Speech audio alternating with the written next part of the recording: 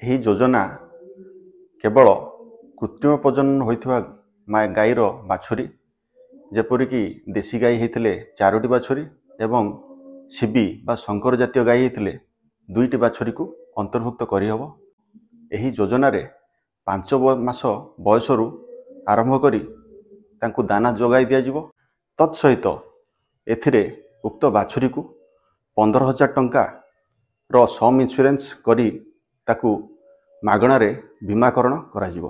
गोपालक जनक एमपीसीएस रो जने मेंबर होइथिबे तेबे से एमपीसीएस माध्यम रे अप्लाई करि परिबे तथा जदि कोनोसी जगह रे एमपीसीएस नाही तेबे आपण उक्त स्थान रो एलआई किंबा एआई टेक्नीशियन किंबा आपणकर वीएस तांकु मध्य जोगाजोग करी जदि आपणकर कृत्रिम प्रजनन माध्यम रे बाछुरीटी माई बाछुरीटी पाइचंती ताहले मते तांको माध्यम मध्ये आपण अप्लाई करि परिबे।